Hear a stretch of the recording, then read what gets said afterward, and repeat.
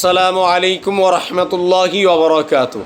আলহামদুলিল্লাহ, আশা করি আপনারা সকলেই ভালো আছেন। দিনী আলোচনায় আপনাদের সবাইকে স্বাগতম।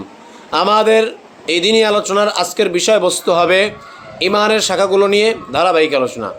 তারই ধারাবাহিকতায় আমরা আজকে ইমানের 13 নম্বর শাখা তথা ইখলাস, অর্থাৎ সমস্ত কাজ আল্লাহ তাআলার জন্যই করা, আল্লাহ তাআলার উদ্দেশ্যেই করা, এই সম্পর্কে আমরা জানব। তো এই ইমানের 13 নম্বর শাখা হচ্ছে ইখলাস, অর্থাৎ সমস্ত কাজ আল্লাহ তাআলার উদ্দেশ্যেই করা, আল্লাহ তাআলার জন্যই করা। এই কাজগুলা আমরা যা করি, আমাদের যত আমল আছে, আমাদের যত দৈনন্দিন কাজ আছে, এগুলো যদি আমাদেরকে ইবাদতের মধ্যে গণ্য করতে হয়, ইবাদত বানাতে হয়, তাহলে এগুলোকে আমাদের সব সময় আল্লাহর জন্যই করতে হবে, আল্লাহর উদ্দেশ্যেই করতে হবে। আমাদের আমল, আমাদের নামাজ, আমাদের রোজা, আমাদের যত ইবাদত আছে, সোজা কথা সমস্ত ইবাদতগুলা একমাত্র আল্লাহ তাআলার জন্যই করতে হবে, আল্লাহ তাআলার উদ্দেশ্যেই করতে হবে। এখানে অন্য কারোর জন্য হলে হবে না। যদি বলেন 100%-এর আমি 10% অন্যের জন্য করব, সেটাও গ্রহণযোগ্য হবে না। আবার যদি বলেন না, আমি 100%-এর 1%কে 1000 ভাগ দিয়ে তার মধ্যে 1% আমি অন্য কারোর জন্য করব, সেটাও হবে না। আল্লাহ তাআলা বলবে তাহলে যে তোর এই আমলের আমার প্রয়োজন নেই, এটা আমার কাছে গ্রহণযোগ্য হবে না। একমাত্র আল্লাহ তাআলার কাছে গ্রহণযোগ্য আমল হচ্ছে ইখলাসওয়ালা আমল, যে আমলটা একমাত্র আল্লাহ তাআলার জন্যই করা হয়, আল্লাহ তাআলার উদ্দেশ্যেই যে আমলটা করা হয়, এটাই একমাত্র গ্রহণযোগ্য।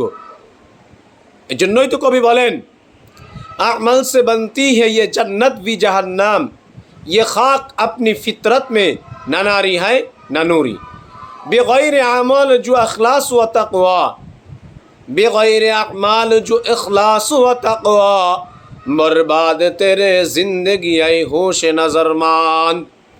কবি বলেন যে আমলের দ্বারাই জিন্দেগি গড়া যায়, জিন্দেগি গড়ে, জিন্দেগি ভালো হয়। আর যে আমল ইখলাস সারা, যে আমল ইখলাস সারা হয়, ওই আমল দ্বারা জিন্দেগি বরবাদ হয়ে যায়, জিন্দেগি গঠন হয় না। এজন্য আমাদের সব আমলগুলো করতে হবে একমাত্র আল্লাহর জন্য, আল্লাহর উদ্দেশ্যে ইখলাসের সহিত, ইখলাসের সহিত। এই জন্যই তো নবী করিম সাল্লাল্লাহু আলাইহি ওয়াসাল্লাম সাহাবা ইকরামদেরকে ডেকে বললেন, ও আমার সাহাবারা, তোমরা এই যুগে একটি খেজুর যদি দান করো, সেটার সব হবে উহুদ পাহাড় সমান পরিমাণ। উহুদ পাহাড় যত বড়, এই উহুদ পাহাড় পরিমাণ যদি তোমরা খেজুর দান করো, তাহলে এই যুগে একটা খেজুর দান করলে তার সম পরিমাণ সব পাবা। সুবহানাল্লাহ। আর সামনে এমন একটা যুগ আসতেছে, যেই যুগে উহুদ পাহাড় পরিমাণ যদি কেউ খেজুর দান করে, উহুদ পাহাড়ের সম পরিমাণও যদি কেউ খেজুর দান করে, তাহলে তাদের ওই খেজুরের দাম, একটা খেজুর দান করলে যে সওয়াব হয়, ওই সওয়াবও তারা পাবে না, সম পরিমাণ হবে না। কেন? কারণ ওই সময়ের যুগের মানুষ ইখলাসের সহিত, সাহাবায়ে কেরাম রিদওয়ানুল্লাহি তাআলা আজমাইন, তারা ইখলাসের সহিত দান করত। আর এখনকার যুগে আমরা যে বর্তমান জমানায় বসবাস করতেছি, এই জমানার মানুষের মধ্যে ইখলাস নাই, লোক দেখানো বেশি। যার কারণে আমরা যদি উহুদ পাহাড় পরিমাণও খেজুর আল্লাহর রাস্তায় দান করি, তাহলে এই দানের যে সওয়াব, ফজিলত, এই ফজিলত একটা খেজুর ওই যুগে যে দান করলে যে ফজিলত হইতো, ওই সম পরিমাণও হবে না। কেন? কারণ ইখলাসের ডিফারেন্স। তখন ইখলাস ছিল, যার কারণে একটা খেজুর দান করলেও উহুদ পাহাড় সম পরিমাণ সওয়াব পাইতো। আর এখন ইখলাস না থাকার কারণে উহুদ পাহাড় পরিমাণ দান করলেও একটা খেজুরের সওয়াব পাওয়া যায় না।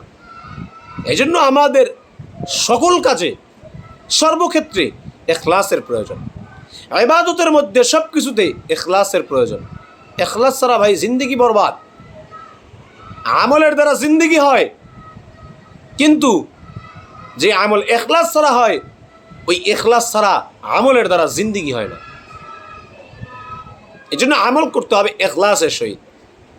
আর এই ইখলাসের সহিত যদি আমি আমল করতে পারি, তাহলে সামান্য আমল করব, অল্প আমল, বেশি আমলের প্রয়োজন নাই। আমার এই সামান্য আমলই আমার নাজাতের জন্য যথেষ্ট হয়ে যাবে। সুবহানাল্লাহ। এই জন্য নাজাত পেতে হলে অনেক অনেক আমল করার প্রয়োজন, অনেক অনেক কিছু করার প্রয়োজন, এরকমটা নয়। ইসলামের বিধিবিধান যতটুকু প্রয়োজন, এই সামান্য আমল যদি আমি ইখলাসের সহিত করতে পারি, তাহলে এর দ্বারাই আমার নাজাতের ফয়সালা হয়ে যাবে। সুবহানাল্লাহ। কেননা রাসূলুল্লাহ সাল্লাল্লাহু আলাইহি ওয়াসাল্লাম বলেন, কি বলেন? আল্লাহ যদি তৌফিক দান করেন, ইনশাআল্লাহ আগামী পর্বে আমি সেই বিষয়ে আপনাদের সামনে বিস্তারিত আলোচনা করব। আল্লাহ তাআলা আমাদের সবাইকে ইখলাসওয়ালা আমল করে, ইখলাসওয়ালা জিন্দেগি গড়ে আমাদের ঈমানের এই 13 নম্বর শাখাটিকে পরিপূর্ণ করার তৌফিক দান করুক। আমিন। ওয়া আখির দাওয়ানা আনিল হামদুলিল্লাহি রাব্বিল আলামিন। আসসালামু আলাইকুম ওয়া রাহমাতুল্লাহি ওয়া বারাকাতুহু।